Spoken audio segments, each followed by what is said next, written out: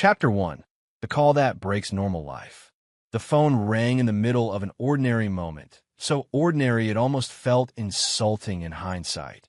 I was standing in the kitchen, one hand wrapped around a chipped mug that had long since lost its heat, staring at the small crack above the sink that I kept meaning to fix and never did.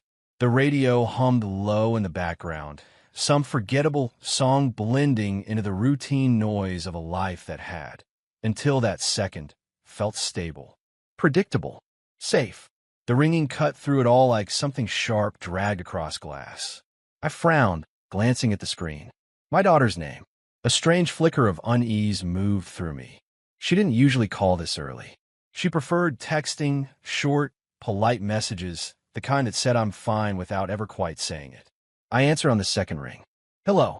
What came through the phone wasn't a greeting.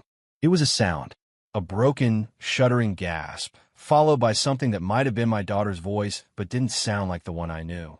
It was too raw, too panicked, like the air itself was hurting her.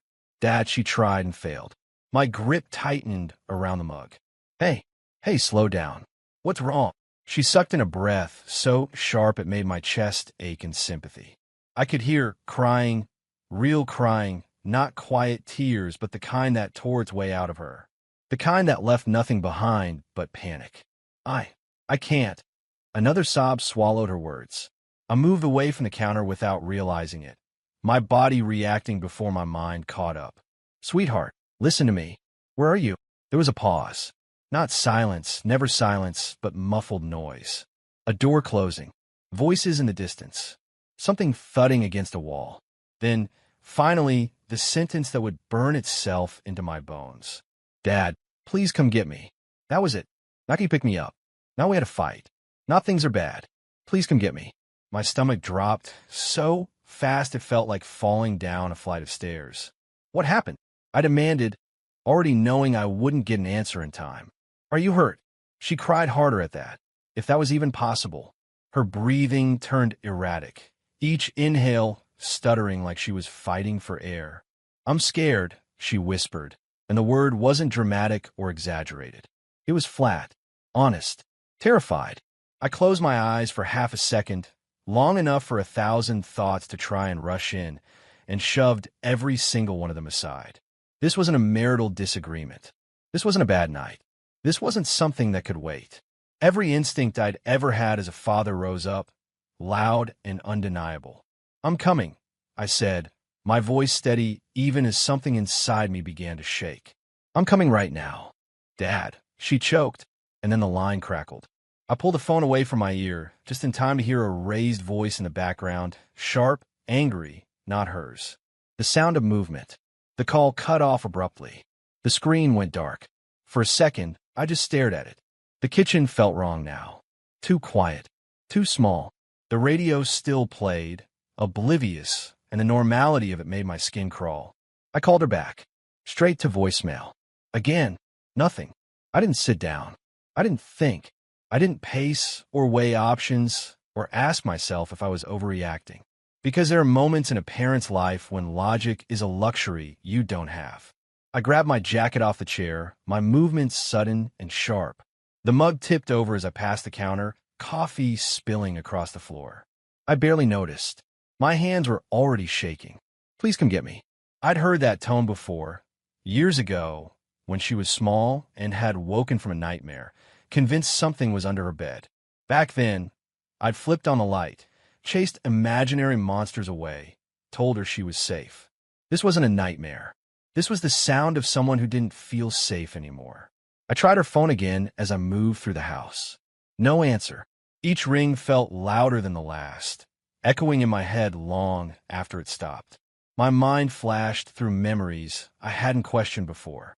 The way she'd grown quieter over the past year. The missed calls. The polite excuses when I asked to visit. The way she always said she was fine, just a little too quickly. I'd accepted those answers because they were easier than pushing. Now they tasted like guilt.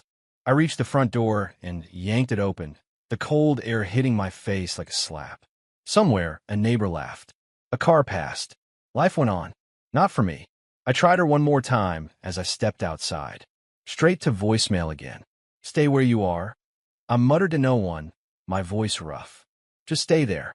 The possibility that someone might be standing between her and the door right now, sent a jolt of anger through me, so sudden it almost made me dizzy. I didn't know what I was walking into. I didn't know who I'd have to face. All I knew was that my daughter had asked for help in a way she never had before, and whatever was happening on the other end of that phone was bad enough to strip her down to fear. That was all the information I needed. I locked the door behind me without checking it twice, my heart pounding hard enough to drown out every other sound, and reached into my pocket for my car keys, gripping them tight as I left everything behind. Chapter 2. The drive fueled by dread. The engine turned over with a harsh growl, louder than usual, or maybe it just felt that way because everything inside me was already screaming. I pulled out of the driveway too fast, tires crunching against gravel, and didn't bother checking the mirror twice like I usually did. The road stretched out in front of me, familiar and suddenly unfamiliar at the same time, like I was seeing it through a narrowing tunnel. Tunnel vision. That was the only way to describe it. The world reduced itself to the asphalt ahead, the glow of streetlights, and the echo of my daughter's voice replaying over and over in my head. "Dad, please come get me." My hands clenched around the steering wheel until my knuckles ached. I realized I was holding my breath and forced myself to inhale the air sharp in my lungs. "Okay," I muttered aloud, though there was no one there to hear me. "Okay, I'm coming." The radio was still on, some upbeat announcer talking about traffic updates and weather, but it felt obscene. I reached over and shut it off, plunging the car into a heavy silence broken only by the hum of the engine and the rhythmic slap of tires against the road. Silence was better. Silence left room for focus. Still, her voice pushed in anyway. Not the words, just the sound of it. The way she'd struggled to breathe. The way fear had stripped everything else away until all she could do was beg. That wasn't the voice of a woman having a disagreement with her husband. That was the voice of a child calling for her father. A memory surfaced without warning. She was 6 years old, running across the yard with her hair flying behind her, laughter bursting out of her so freely it made strangers smile. She tripped, scraped her knee, and before I even reached her, she'd already spotted me. Arms out, face crumpled. "Dad!" she cried then too, but that time the world had been simple. I'd scooped her up, kissed the blood away, told her she was okay. I swallowed hard and tightened my grip on the wheel. Why had it stopped being that simple? The road curved, and I followed it on instinct, barely aware of the turns I was taking. My body remembered the way, even if my mind was somewhere else entirely. Another memory followed, uninvited. Her wedding day. She'd stood in front of the mirror, nervous hands smoothing the fabric of her dress. When she saw me watching, she smiled, soft, uncertain. "Do I look okay?" she'd asked. "You look happy," I'd told her. That's all that matters. Had been true. At the time, I believed it. I'd wanted to believe it. She'd looked grown, confident, ready to step into a life of her own. Now, thinking back, I couldn't remember the last time she'd sounded like that woman on the phone. Not tonight. Not last week. Maybe not for months. The realization crept in slowly, like something cold seeping under a door. This didn't start tonight. My jaw tightened. I replayed our last conversation in my head. The way she kept things surface level. How she'd laughed at the right moments, but never quite let it reach her eyes. How she'd said, "Everything's fine, Dad," in a tone that dared me not to question it. I hadn't questioned it. The guilt hit me like a sudden break, sharp and jarring. "You should have known," I muttered, glancing at my reflection in the dark windshield. "You should have pushed harder." I checked my phone at a red light, half hoping, half dreading that I'd missed a call. Nothing. The light turned green, and I surged forward, heart pounding faster with every mile. I imagined her sitting somewhere, phone hidden, waiting. I imagined someone realizing she'd called me. The thought made my stomach twist. I pressed the accelerator harder. "Just hold on," I said, my voice rough, as if she could hear me through the night air. Just a little longer. Traffic thinned as I moved farther from my neighborhood. Houses giving way to longer stretches of road and darker stretches between streetlights. My headlights carved narrow paths through the dark, and I followed them like they were the only thing anchoring me to reality. Another memory surfaced, quieter this time. Her, as a teenager, sitting at the kitchen table late at night, pretending to do homework when she was really waiting for me to come home. The way she'd look up, relieved when I walked in. "You're late," she'd say. "I know," I'd reply. "I'm here now." I'd been there then. I was going to be there now. The thought hardened into resolve, steadying my hands just enough to keep them from shaking completely. The closer I got to her in-laws' neighborhood, the heavier my chest felt. Something about the drive shifted, like the air itself grew denser. The houses became larger, closer together, lights glowing behind drawn curtains. I slowed, slightly, scanning addresses, my eyes sharp now, alert. This was it. I parked across the street, the engine idling as I stared at the house ahead. From the outside, it looked perfectly normal. Well-kept, quiet, respectable. The kind of place where nothing bad was supposed to happen. I sat there for a moment, my foot resting on the brake, heart thudding against my ribs. I thought about the voice on the phone, about the years I'd spent believing she was safe because she'd chosen this life. I straightened to my seat, jaw set. Whatever was waiting for me behind that door, I was ready to face it. I turned off the engine, opened the car door, and stepped out, already braced for confrontation. Chapter 3. The doorway becomes a battlefield. The porch light snapped on the moment my foot touched the first step. I hadn't rung the bell yet.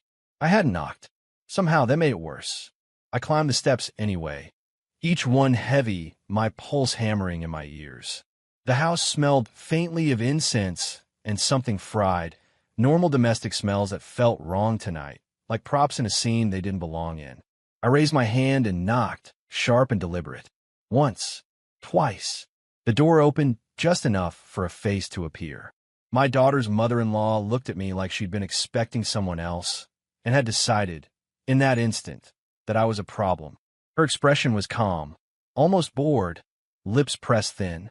One hand stayed braced against the doorframe, the other resting on the edge of the door as if she were already prepared to shut it. "Yes," she said, voice clipped, eyes flicking past me to the street. "I'm here for my daughter," I said. She called me. Her gaze hardened. She stepped forward so her body filled the doorway completely, the door swinging wider behind her just enough to block any view inside.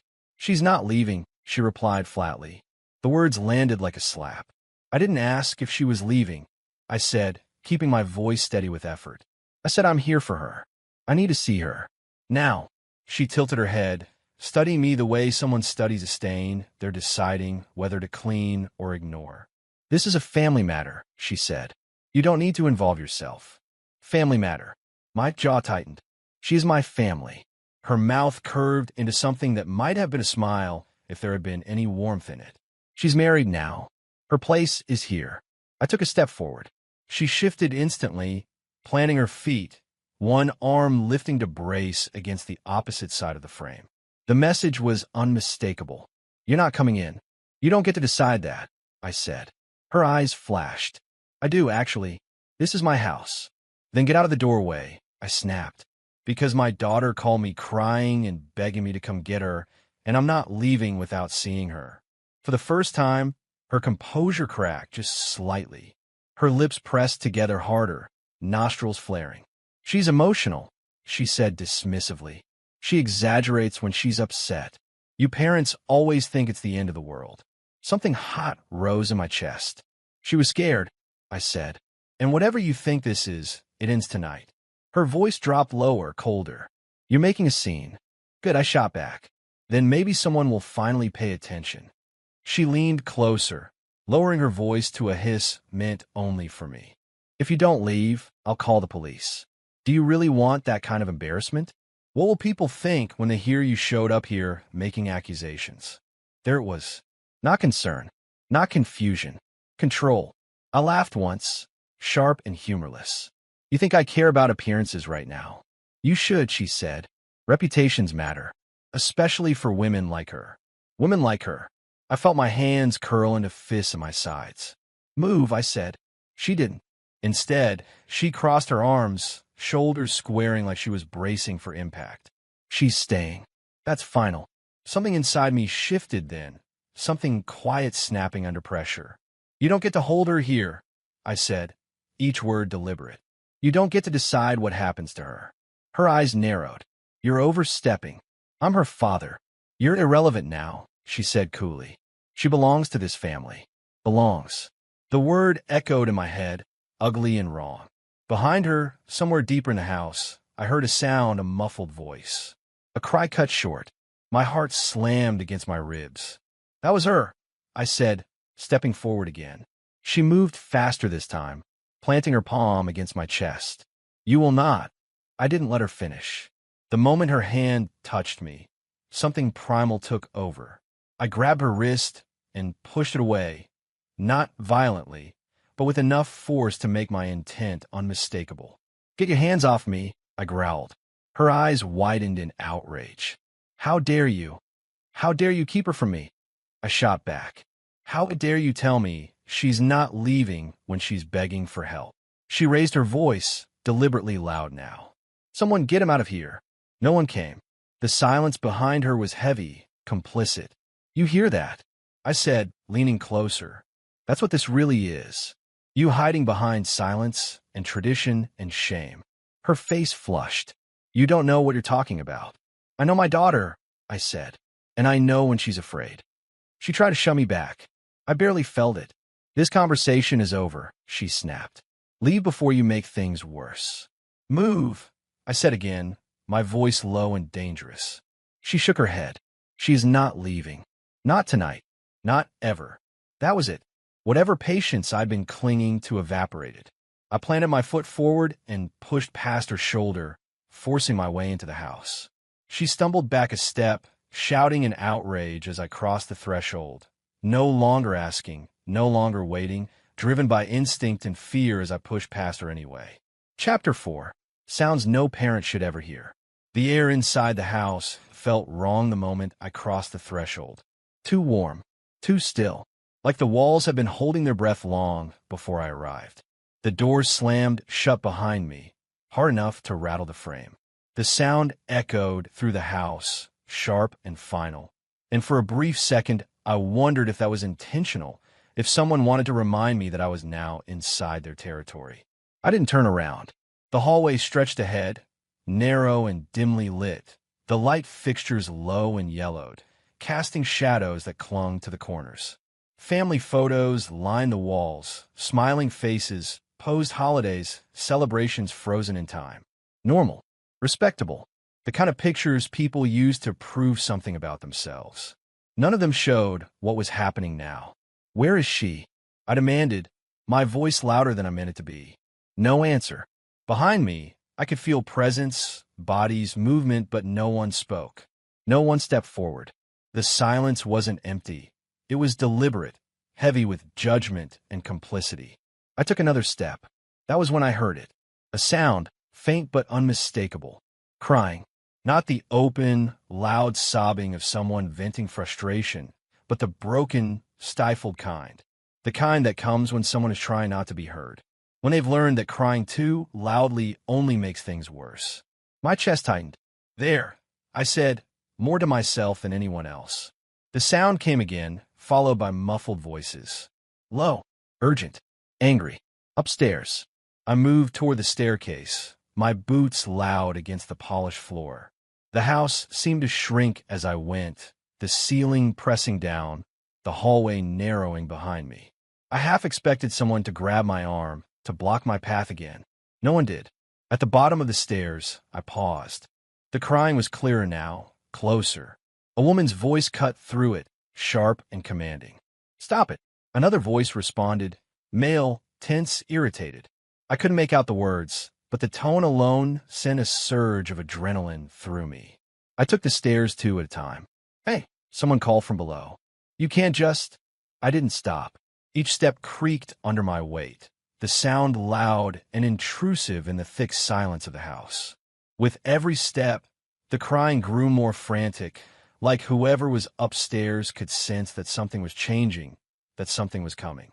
Dad. The word floated down the stairwell, barely audible, but hit me harder than any shout. I'm here. I called back, my voice rough. I'm here. At the top of the stairs, the hallway split off in two directions. Doors lined the walls, all of them closed. The crying came from the end of the hall on the right. I turned that way without hesitation. As I walked, I noticed things that felt suddenly wrong. A small table knocked slightly askew, as if someone had bumped into it in a hurry. A framed picture tilted crookedly, one corner cracked. A faint scuff mark on the wall at shoulder height. Signs of movement, of struggle. "Open the door," I said loudly, not sure who I was addressing anymore. "Open it right now." The crying stopped abruptly. That was worse. The silence that followed was suffocating, pressing against my ears until they rang. My heart pounded so hard I could feel it in my throat. "Don't you dare," I warned, my steps quickening. "Don't you dare touch her." A door opened somewhere behind me. Footsteps followed, hurried, uncertain. "This is unnecessary," a voice said. "You're overreacting." I ignored it. Halfway down the hall, I passed a room with the door slightly ajar. Inside, I caught a glimpse of an older man sitting rigidly on the edge of a bed, eyes fixed on the floor, hands clasped tightly together. He didn't look up as I passed. He knew. They all knew. The realization settled like lead in my gut. I reached the end of the hall. The bedroom door there was partially closed, leaving a narrow gap. Light spilled out into the hallway, cutting a thin, accusing line across the carpet. From inside came the sound of hurried movement, someone shifting their weight, someone breathing too fast. I stopped just short of the door. For a split second, I hesitated, not because I was afraid of what I'd see, but because some part of me already knew it wouldn't be something I could unsee. I raised my hand, fingers brushing the edge of the door. My pulse thundered in my ears, drowning out everything else. Behind me, the hallway remained silent. Every person in the house holding still, waiting to see what I would do. From inside the room, a soft sound escaped, half a sob, half a whimper. My daughter. I drew in a breath, steadying myself, and pushed the door open just enough to see inside, my heart pounding as I reached a bedroom door already partially closed. Chapter 5. Seeing his daughter trapped. The door opened the rest of the way with a faint creak, and the room revealed itself in fragments before it came together as a whole.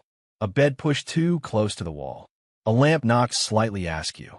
Curtains drawn tight, even though it was still early enough outside for light. The air smelled stale, like the room hadn't been allowed to breathe in a long time. And then I saw her. She was backed into the far corner of the room, one shoulder pressed hard against the wall, the other angled toward the bed, as if she'd been cut off from every possible escape. Her body was hunched inward, arms raised halfway, not in aggression, not in defiance, but in instinct. Defense. Her eyes snapped to the door when it opened, wide and glassy, fear written so plainly across her face that it knocked the breath out of me. For a split second, she didn't recognize me. That was what hurt the most.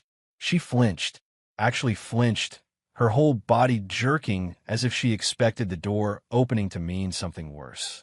Her hands came up higher, palms outward, shielding her face. "Please," she whispered.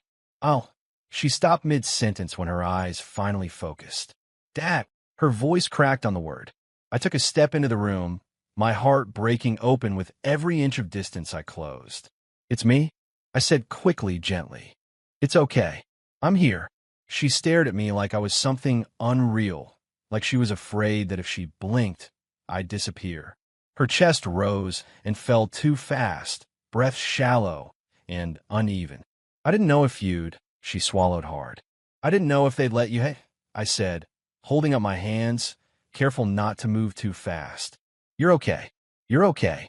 The words felt thin the moment they left my mouth, because she didn't look okay. Up close, the changes were impossible to ignore. She looked smaller somehow, like parts of her had been worn down and shaved away. Her face was thinner, cheekbones sharper. The familiar light in her eyes, the spark that had always been there, even on her worst days, was gone, replaced by something dull and exhausted. She looked tired in a way sleep didn't fix. Behind her, I became aware of others in the room. Her husband stood near the doorframe, arms crossed, jaw tight. Another figure lingered just outside the room, half hidden in the hallway, watching. "Dad, don't," my daughter said suddenly, panic spiking in her voice. She shrank back even farther into the corner, shoulders curling inward. Please don't make it worse. I froze. Make it worse, I repeated softly. She glanced past me, toward the door, then back at me, eyes pleading. It's fine. I'm fine. I just needed to calm down. The words were automatic, rehearsed. I'd heard that tone before, years ago, when she'd lied about being sick to avoid school because someone was bullying her. Same cadence, same forced steadiness layered over fear. Sweetheart, I said, keeping my voice low. You call me crying? Her lips trembled. I shouldn't have done that. Something sharp twisted in my chest. Why would you say that? She hesitated, then shook her head quickly, like she was trying to erase the thought before it could finish forming. I didn't mean to cause trouble. Trouble. I looked around the room again, really looked this time. The way her back was pressed flat against the wall. The way her knees were bent, ready to pull up defensively. The way she kept her eyes darting, not just to me, but to every movement behind me. This wasn't an argument aftermath. This was survival. I'm not here to argue, I said, louder now, making sure everyone in the room could hear me. I'm here to take my daughter home. Her husband scoffed. She's overreacting. She flinched again at his voice, sharp and involuntary, like a reflex she couldn't control. That did it. I turned on him so fast he took a step back. You don't get to speak for her, I said. Not right now. Dad, my daughter whispered urgently. Please, just let it go. Let it go. I turned back to her, lowering my voice again. Look at me, I said. Please. Slowly, reluctantly, she did. I knelt in front of her, careful to keep my hands visible to give her space. You don't have to protect anyone, I told her. You don't have to explain anything. You don't have to endure this. The word slipped out before I could stop it. Endure. Her eyes filled instantly. That was my answer. I remembered her as a child, stubborn, opinionated, unwilling to back down even when she probably should have. The girl who argued bedtime, who demanded fairness, who hated being told to just accept things. The woman in front of me was not that girl. This woman had learned to be quiet, to make herself small, to absorb instead of resist. She nodded faintly, as if agreeing with something I hadn't said out loud.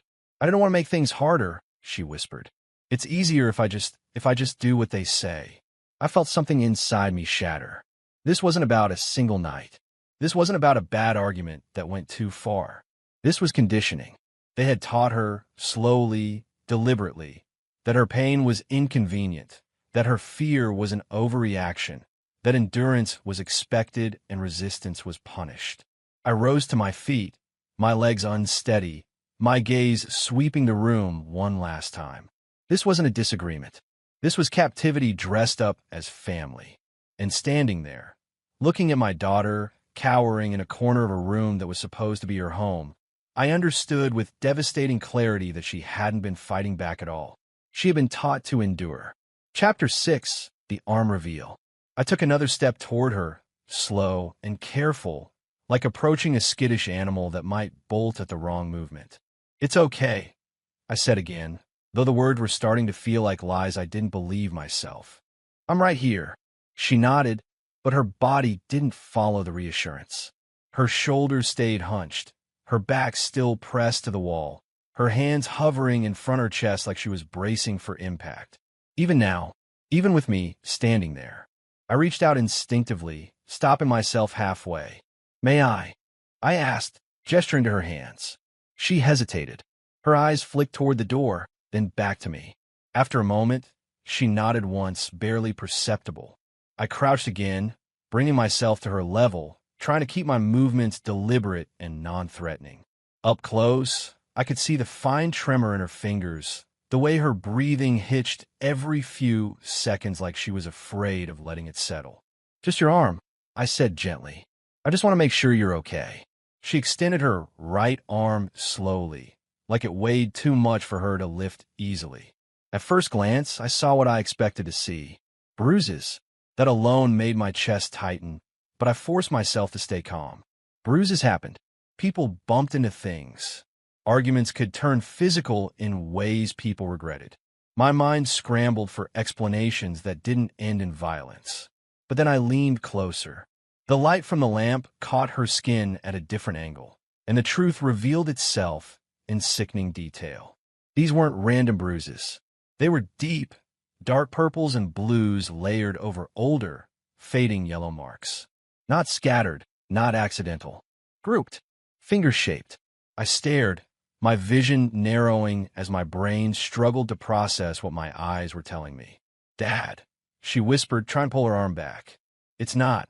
I gently caught her wrist before she could hide it, not gripping, not hurting, just holding her still long enough to look. My breath caught in my throat. The bruises wrapped around her arm in a pattern I recognized instantly, a pattern no parent should ever have to recognize. Thumb marks on the inside, for distinct ovals on the outside. Hands. Someone's hands. I swallowed hard, my mouth suddenly dry. "How long?" I asked quietly. She shook her head, tears welling. "Please don't." I didn't hear her. My gaze dropped to her other arm. "No," she said softly, panic threading through the word. "Dad, please." I lifted my hand slowly, giving her time to pull away if she wanted to. She didn't. She closed her eyes instead. That told me everything. I rolled the sleeve of her sweater back, just enough to see. This arm was worse. The bruises were darker, angrier, overlapping in places where fingers had dug in again and again. There were marks higher up, closer to her shoulder, and others lower, near her wrist, as if she'd been grabbed, released, and grabbed again. Restrained. Held in place. My ears started ringing. For a moment, the room blurred like I was underwater. The sounds around me, the shifting feet, the quiet breathing, the murmured voices faded into nothing. All I could see were her arms. Time slowed to a crawl, each second stretching thin and unbearable. I remembered teaching her how to ride a bike, my hands on her arms as I steadied her, promising I wouldn't let go until she was ready. I remembered holding her when she was sick, when she was scared, when the world felt too big. Those same arms had once wrapped around my neck without fear. Now they were marked by violence. A low sound escaped my throat before I realized I was making it. Not a word. Something raw. I looked up slowly, my gaze sweeping the room. Her husband stood rigid near the door, eyes fixed anywhere but on me. His jaw was clenched, so tight a muscle jumped along his cheek. "Who did this?" I asked. The question came out calm. Too calm. He scoffed weakly. "You're blowing this out of proportion." That did it. I surged to my feet, the movement sudden enough to make him flinch. "Out of proportion," I repeated, my voice rising despite my attempt to control it. "Those are handprints." He shrugged, defensive. "She bruises easily." My vision went red at the edges. "She bruises easily," I echoed, stepping closer. "So you grab her harder?" "Dad," my daughter cried, reaching for me. "Please don't." I held up a hand to stop her, not turning away from him. "How many times?" I demanded. "How many times did you put your hands on her?" He said nothing. Silence stretched, thick and damning. I felt my heart pounding everywhere at once, in my chest, in my ears, in my fingertips. Every protective instinct I'd ever had roared to life, drowning out reason, restraint, caution. I looked back at my daughter. She was crying openly now, shoulders shaking, arms curling inward again, as if to hide the evidence she'd been forced to carry. I knelt in front of her once more, my hands hovering just shy of touching her skin. "I'm so sorry," I said hoarsely. "I should have seen this sooner." She shook her head frantically. "No, it's not." "It is," I said. "It's my job to protect you." Something inside me cracked, wide open.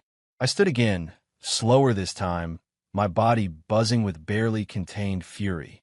My hands curled into fists at my sides, nails biting into my palms. This wasn't discipline. This wasn't tradition. This wasn't a misunderstanding. This was abuse. I took one last look at the bruises on her arms, at the proof burned into her skin, and in that frozen moment, as time dragged and my breath came sharp and shallow, my fear burned away completely, replaced by a white-hot rage that I knew, with absolute certainty, there would be no returning from. Chapter 7. The family shows its true face. The room didn't explode all at once. It hardened. The air seemed to thicken, like something invisible had settled between us, heavy and unmovable. My daughter's crying tapered into quiet, broken breaths behind me as I straightened, my eyes fixed on the faces in the room. The first to speak was her mother-in-law. She stepped forward with deliberate calm, smoothing the front of her blouse as if this were a social inconvenience instead of a reckoning. Her eyes flicked briefly to my daughter's arms, then away again, dismissive. "You're making this into something it's not," she said coolly. She's always been dramatic. The word landed with surgical precision. Dramatic. I turned slowly to face her. Dramatic, I repeated. She exaggerates when she doesn't get her way. The woman continued, unfazed. She cries, she panics, she plays the victim. It's how she avoids responsibility. Behind her, two other relatives hovered near the doorway. One nodded faintly. The other stared at the floor. My daughter let out a small sound behind me, like she'd been struck. I felt my hands tighten into fists again.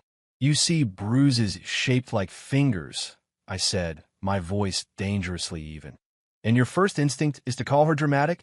The woman sniffed. "You wouldn't understand. You didn't raise her the way we do." I laughed once. A sharp, incredulous sound. "You didn't raise her at all." She stiffened. "She married into this family. Our values apply now." "Your values," I said slowly, "include grabbing a woman hard enough to leave marks?" Her lips pressed into a thin line. "Discipline isn't abuse." The word snapped something loose inside me. "Discipline?" I roared, the sound tearing out of my chest before I could stop it. "She's not a child. She's not your property." "Lower your voice," she snapped back. "This is our home." "That's your problem," I said. "You think walls make cruelty respectable." A murmur rippled through the room. One of the relatives cleared their throat. Another shifted uncomfortably. No one disagreed with her. That silence spoke volumes. I turned my head slightly, addressing the room at large. "Anyone else want to justify this?" I asked. "Anyone?" No one answered. One woman folded her arms tighter. A man glanced toward the stairs, as if considering escape. "Cowards." Then her husband spoke.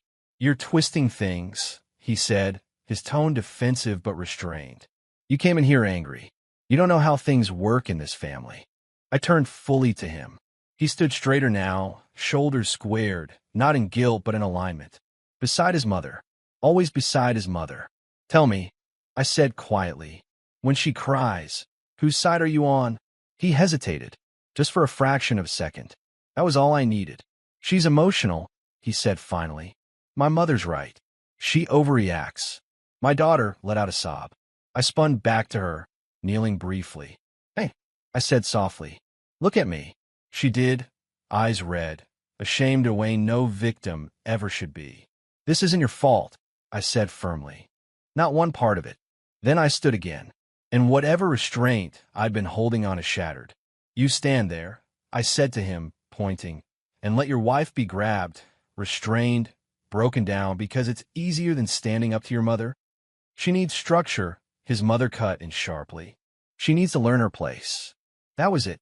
I stepped toward her, close enough that she had to look up at me. "Her place," I said slowly, "is wherever she feels safe. And if you think bruising her arms teaches anything other than fear, then you've confused control with love." "You're insulting this family," she snapped. "No," I shot back. "I'm exposing it." I turned again, addressing every silent face. "You call this tradition?" I said. "You call this discipline? You isolate her. You threaten her. You tell her she's shameful for wanting help, and then you act shocked when a father shows up ready to burn the house down to get to his child." No one met my eyes. One woman finally spoke, voice small. It's just how things are."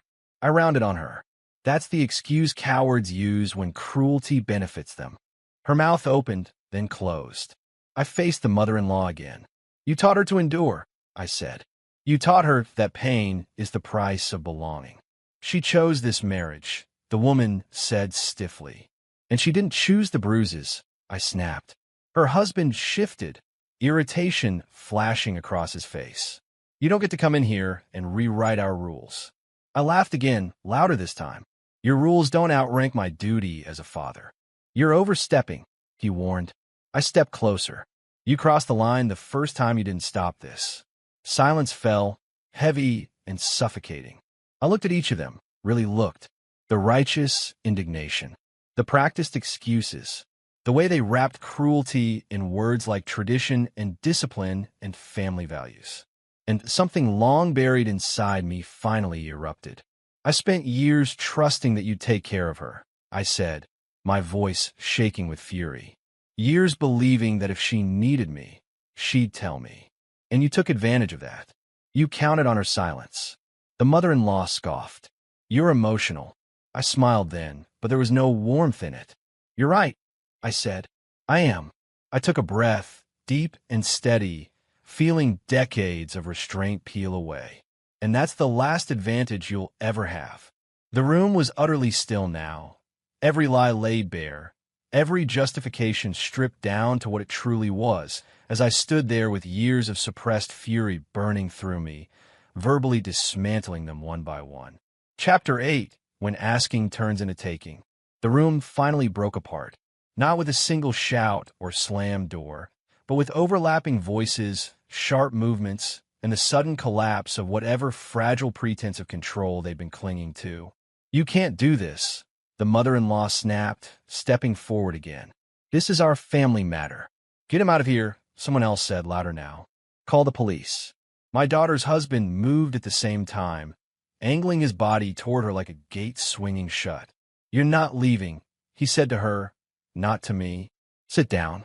She shrank at the command, knees drawing closer to her chest, eyes darting between faces like a trapped animal measuring exits that didn't exist. That was enough. I stepped fully between them, planting my feet wide, shoulders squared, my back to my daughter. I didn't look at anyone else. I didn't need to. I could feel them behind me, pressing in, voices rising. Don't touch her, I warned, my voice low and iron-hard. The mother-in-law scoffed. You don't get to make demands in my house. I'm not making demands anymore, I said. Someone grabbed my arm from the side, an uncle, maybe, or a cousin. I shook him off without looking. Hand off, I snapped. Now, this is going too far, a woman said, wringing her hands. Think about what you're doing. I have, I said, for the first time tonight. The shouting overlapped, accusations, warnings, threats. Words like shame and reputation and community flew around the room like weapons meant to bruise without leaving marks. You'll regret this, the mother-in-law said. You're tearing this family apart. I laughed, a short, humorless sound. You did that yourselves. I turned slightly, checking on my daughter without stepping away from her. She was shaking, arms wrapped around herself, eyes wide with panic. Dad, she whispered, please don't make them angry. Those words landed heavier than any insult. I knelt just enough to meet her gaze, keeping my body between her and them. Listen to me, I said, steady and clear. You're not responsible for their anger. She shook her head frantically. It gets worse when people push. I felt it then, the full weight of what they'd done to her. Not just bruises, not just fear, training, conditioning. They taught her that resistance had consequences. That silence was safer. That survival meant compliance. I stood again, slow and deliberate. Back up, I said to the room. No one moved. Her husband stepped forward instead, face tight with irritation. You don't get to decide this. She's my wife, and she's my daughter. I shot back. And right now, she doesn't feel safe with you. She's confused. His mother cut in. You're manipulating her. I turned on her. You don't get to speak for her ever again. You're out of line, she snapped. No, I said louder now. I'm done being polite. The room erupted. You think you could just walk in here? Someone stop him. This will ruin her. I raised my voice over all of it. Enough. The word cut through the chaos like a blade. I took a breath, deep and grounding, and then I said the words that ended all negotiation. I'm taking her. Silence hit hard and sudden. My daughter's husband stared at me, stunned. You can't. I am, I said simply. The mother-in-law's face twisted with rage. Over my dead body, I met her gaze without blinking. If you touch her again, there will be consequences you won't like. You're threatening us? Someone demanded. I'm protecting her, I replied. I turned back to my daughter and extended my hand, not grabbing, not pulling. Offering. Come with me, I said. We're leaving. She didn't move. Her eyes filled instantly, panic flooding back in full force. She looked at my hand like it was a lifeline she was terrified to take. I can't, she whispered. They won't, I said firmly. She shook her head again, tears spilling over. You don't understand. It doesn't stop. I crouched in front of her, keeping my hand extended. I understand enough, I said. And I swear to you, you are not staying here. She looked past me, at the faces behind, at the people who had taught her to be afraid. Her body leaned toward me, just slightly, then froze. Fear held her in place, conditioning and trauma locking her where she was as my hand waited in the space between us. Chapter 9. Walking out despite the screams. Her hand was trembling the moment I reached for it. I held it firmly, not tightly, just enough to anchor her to reality. Her fingers were thin, pale, and clammy, curling instinctively around mine, but not fully trusting the contact. I didn't let go. Hey, I said, voice low but unyielding, forcing her to meet my eyes. I've got you. You're safe now. No one can stop us. She swallowed hard, lips quivering. Dad, I'm scared. I know, I said. You have every right to be scared. But I promise you, nothing in that house can touch you again. Not tonight. Not ever. Her eyes flickered to the doorway behind me. The mother-in-law's face was still framed in the shadows, tight with fury, lips trembling with outrage. I didn't let her fear dictate my actions. Come on, I said softly, squeezing her hand just a little. We're leaving. She hesitated, the old conditioning still holding her in place. Her shoulders tensed, her body stiff, like she was bracing for impact or punishment, even though no one had touched her. It's okay, I said, keeping my tone firm, calm, unbreakable. You're not alone. Not anymore. Not ever again. She nodded minutely, a small flicker of trust beginning to break through the panic. Slowly, almost cautiously, she stepped forward. I guided her toward the door, keeping my body between her and the rest of the family. Behind me, I could feel their anger radiating, a pressure that tried to force me back, but I didn't turn. I didn't hesitate. Dad, she whispered again, what if they? They can scream, I said firmly. They can yell. They can call names. They could try to stop us. But they won't. I'm not asking for permission. I'm taking you home. We moved as one unit. Her small hand wrapped in mine, my other hand subtly ready if anyone tried to interfere.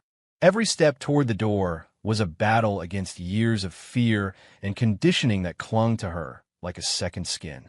The mother-in-law's voice cut through the house, suddenly, sharp and desperate.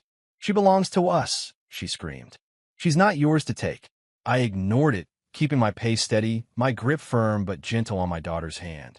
Don't listen to them, I said softly, over the roar of her mother-in-law's fury. They don't decide your life anymore. You do. I'll make sure of that. A cousin, or maybe it was her husband, rushed forward to block the hallway, a futile attempt to regain control. Stop him, he shouted.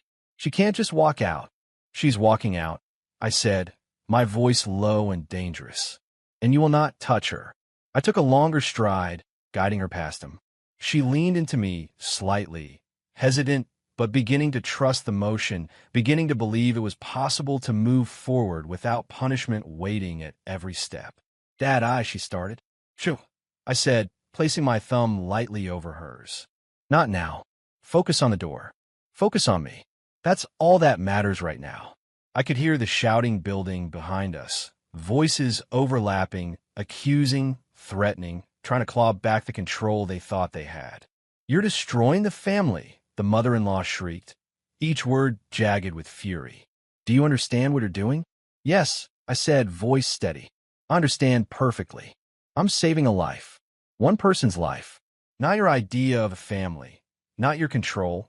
Not your rules. Her life. That's all that matters. Her screams grew louder, desperate and frantic, but they were drowned out by the steady rhythm of my steps and the quiet, cautious movement of my daughter beside me. We reached the threshold. The door loomed before us, a barrier between the hell she'd been living in and a world where she might breathe freely again. Almost there, I murmured, just a few more steps. She took a deep breath, finally letting some of her tension slip, though her fingers still clung to mine as if afraid I might disappear. Dad, she whispered again, voice trembling. I'm here, I said firmly. I'm not going anywhere. Not now. Not ever. We're going out together. The mother-in-law's screaming escalated one last time, wild and unrestrained. You can't. She belongs to us. You're destroying everything. I didn't look back. Not once. I stepped through the doorway, my hand still holding hers, and pulled her fully into the night air. The door swung shut behind us with a resounding thud, muffling the chaos inside, marking the boundary between fear and safety. The screams continued on the other side of the wood, wild and venomous, but in that moment, they didn't reach us. She leaned into me as we walked down the steps. Her knees wobbled, and her breath came in shaky, uneven bursts, but she stayed with me. It's over, I said quietly, more to myself than her. It's finally over. Her small hand squeezed mine back, tentative, fragile, but there. And with that, we moved into the night, leaving the house and the people who had caused her pain behind. The door closed behind us. Chapter 10, Safety, Guilt, and the Promise. The night air wrapped around us as we stepped further away from the house. It smelled of cold cement and faint smoke from a neighbor's fireplace. Smells that somehow felt like freedom compared to the suffocating tension behind the walls we'd just left. My daughter's hand remained in mine, weak, trembling, but steadying herself with every cautious step I took beside her. We reached the car. I held the door open and gestured for her to sit. But before she did, she stopped, swaying slightly as if her legs might give way. I reached out and steadied her, one hand under her elbow, the other still holding hers. I can't, she whispered, voice breaking. Yes, you can, I said softly, kneeling so our eyes met. You've done it already. You got out. That's more courage than I've ever seen in anyone. Her shoulders sagged, and she finally let herself collapse against me. I could feel her shaking uncontrollably. Her tears were silent at first, streaming down her face in thin, hot lines. Then her sobs broke free, ragged and exhausting, each one racking her small frame as she clung to me for stability. Dad, I'm sorry, she whispered through gasps. I should have called sooner. I tried, but you don't have to apologize, I said immediately, pressing a hand to her back. You did the only thing you could. You called me. That's all that matters. You're safe now. She shook her head violently, tears spilling faster. It wasn't just tonight. It's been years, Dad. Years of... Her words faltered, sobs overtaking her. They kept me from talking, from leaving, threats, isolating me. I thought there was no way out. Her confession hit me like a freight train. I swallowed hard, heart hammering against my ribs. I wanted to say something, anything to make it better, but the truth was heavier than anything I could put into words. She had carried this alone, for years, and I hadn't seen it. I didn't notice, I whispered, voice breaking. I should have known. Every sign, every hint, I missed it. No, she cried, pressing her face into my chest. It's not your fault, Dad. It's not yours. You came when I needed you the most. That's all that matters. I held her tighter, feeling her small body shudder with emotion. I ran a hand through her hair, trying to anchor both of us to the present, to the fact that we hadn't made out. The car headlights glinted off the nearby street, washing her tear-streaked face in a pale, forgiving light. Dad, they said if I ever tried to leave, I'd regret it. They said I'd ruin everyone's reputation, that no one would believe me. I believe them. Her voice cracked. I was so scared. I know, I said, voice steady, deliberate. I know exactly how scared you were. And that's why I'm here. That's why nothing like that will ever happen again. She clung to me tighter. Promise me, she whispered, small and fragile, like a bird seeking shelter in a storm. I promise, I said, voice low, absolute. I swear to you, on everything, that no one will ever touch you like that again. Not tonight, not tomorrow, not ever. I will protect you. Her sobs softened, but her body still shook as she rested against me, exhausted but beginning to absorb the relief that she had survived. I let the silence stretch between us for a long moment, letting her calm in my presence. My mind, however, was spinning, replaying every conversation, every hesitation, every subtle sign I had ignored. The guilt was suffocating. How many times had she smiled faintly while holding back tears? How many times had she looked distant, quiet, just a little too tense in her own home? And I had missed it. I failed you, I murmured, almost to myself. I should have seen the pain. I should have been there sooner. No, she said again, almost forcefully. You were always there, Dad. Always. You came. That's what counts. That's all that matters.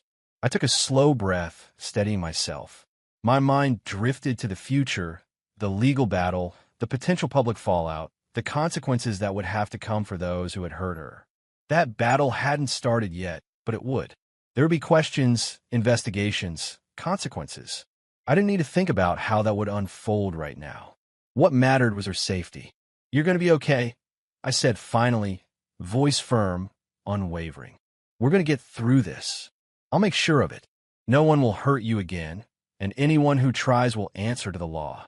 You're not alone anymore. She leaned back slightly, letting her head rest on my shoulder, eyes closing briefly. The storm of tears had spent itself, leaving her fragile, trembling, but alive. She whispered, voice muffled against my jacket. I can't believe I'm free. You are, I said, brushing strands of hair from her face. You are free, and you're going to stay that way. I promise you. The night stretched around us, silent except for her soft, ragged breathing and the distant hum of the city. The weight of everything that had happened, the years of manipulation, abuse, and fear pressed heavily on me. But in the middle of that darkness, I felt a spark of relief. She was safe. That was enough for now. I reached over and unlocked the car door, motioning for her to get in. She slid into the passenger seat slowly, still clinging to the last threads of fear, but her body sagged in the seat as if letting go of all the tension she had carried for years. Let's go home, I said, climbing into the driver's seat. Somewhere you can breathe, somewhere you can heal, somewhere safe. She nodded, eyes fixed on the dark road ahead. She didn't speak, but I didn't need words. The trust in her eyes, faint as it was, said everything. As I started the engine, my mind flicked to what awaited, the confrontations, the exposure of truths, the reckoning that would inevitably come for those who had hurt her. Justice hadn't been served yet. That chapter was still unwritten. But at this moment, right now, we had reclaimed something far more precious. Safety. I reached over, gently squeezing her hand once more. We'll take this one step at a time, I said. And I'll be right here, every step of the way. No one will ever hurt you like that again. Her hand squeezed mine back, slow and hesitant, then a little firmer. A fragile, tentative connection, but one built on trust, protection, and the unspoken promise that the past had ended here. And in that quiet night, as the car pulled away from the house that had held her captive in more ways than walls could contain, I felt it, the fragile, powerful shift from fear to safety, from silence to voice, from survival to hope. For now, justice could wait. For now, she was free, and I would not allow anything or anyone to take that away. The story didn't end with punishment or revenge. It ended with her breathing again, her head against my shoulder, the weight of years of fear finally lifting. The future was uncertain. Consequences would come. But the present, that sacred moment of safety, of her life reclaimed, belonged only to us. And that was enough.